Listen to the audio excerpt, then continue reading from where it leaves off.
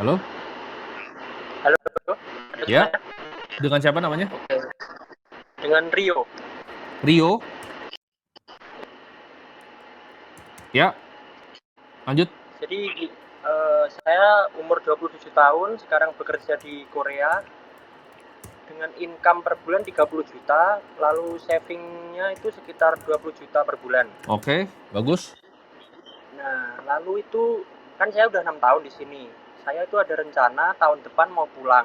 Ya, Nah, dengan tabungan saya sekarang sekitar 950 jutaan, oke.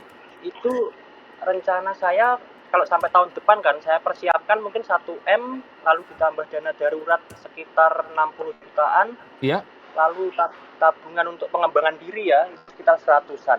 oke. Nah, rencana saya itu kan untuk mencapai financial freedom saya cuman butuh itu passive income 5 juta per bulan. Oke. Nah, kalau rencana saya itu mau saya masukkan obligasi dengan kupon 7%, itu apakah pilihan yang bagus atau masih belum bagus? Oke. Masih perlu dipertimbangkan lagi Kalau menurut untuk kamu untuk gini. instrumen.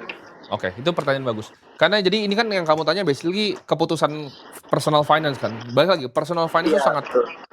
personal finance tuh sangat personal gitu. Jadi kamu misalnya tadi, kalau ketika kamu bahkan bisa pensiun dengan ini kita kan bisa lihat, kamu kan sekarang udah punya let's say 1 miliar lah ya. Iya. Ini kita kasih simpel aja. Kalau kamu bisa bikin ini sampai jadi 3 miliar, kamu berarti bisa pensiun 10 juta bahkan per bulan. Oke. Kalau kamu mau pensiun dengan 5 juta, berarti kan simpel. Kamu tinggal 1,5 miliar, kamu ketemu di tengah, betul?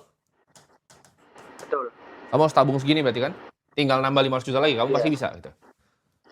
Apakah ini bijak untuk lu punya basically pun misalnya lu di Indon gitu kan? 1,5 M, lu beli, terus dia dapatin kupon tiap 6 bulan gitu kan, bayarin lu hidup 5 juta gitu setiap bulan. Apakah ini Iya. keputusan yang bagus atau enggak? Iya, betul. Nah, orang tuh masing-masing sama sekali masing-masing. Kalau kamu emang senengnya ya udah cuma dengan 5 juta terus kamu ngerasa ini kehidupan yang pas, silahkan. Gitu. Itu keputusan pribadi kamu. Tapi kalau kamu tanya orang kayak saya ya saya nggak akan pernah puas gitu. Jadi saya pasti Nah, maunya lebih. itu apa? Problemnya di situ. Saya ada dua rencana. Ya, Kalau mau pulang itu apakah baiknya langsung saya masukkan ke jangka panjang atau saya masukkan ke jangka pendek?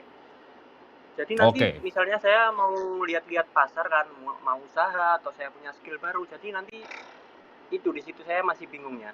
Oke. Jadi investasi Keputusannya jangka untuk panjang atau mengambil. jangka pendek gitu. Betul? Iya, betul Oke. betul. Ini yang kalau saya ini mungkin pertanyaan saya ubah ya. Pertanyaan adalah kalau saya jadi kamu gitu kan, ngapain? Iya iya. Oke. Pertama, 1 miliarnya itu saya akan cari investasi yang bisa imbal hasil. Ini udah pasti di apa? Di equity, kepemilikan bisnis ya atau saham. Dibanding taruh di bonds. Kalau bonds tuh kayak tadi ini udah pensiun nih selesai. Ini pensiun ya.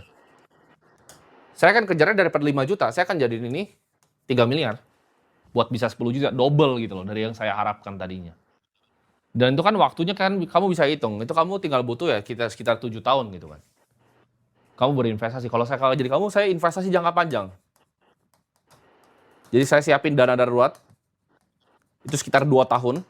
Karena kamu kayaknya orang yang konservatif. Sisanya saya akan investasikan. Jangka panjang. Oke, itu yang akan saya lakukan. Saya akan kejarnya gimana caranya bisa 3 miliar.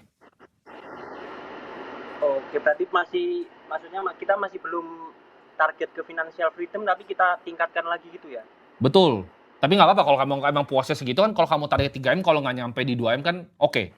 Gitu loh. Oke, oke. Itu pun target yang saya selalu pakai di hidup saya pribadi. Saya misalnya punya target ini saya kali 3 gitu targetnya. Biar kalau gagal ya jatuh di tengah gitu. Bahkan lebih tinggi dari target awal. Target kamu 1,5 M kan, udah kamu achieve nih. Kamu kali 3 aja gitu, Iya. 4,5 M. Kan lumayan 15 juta sebulan. Oke, oke, Oke? baik. Oke, terima kasih banyak, Oke, Bro. semoga membantu.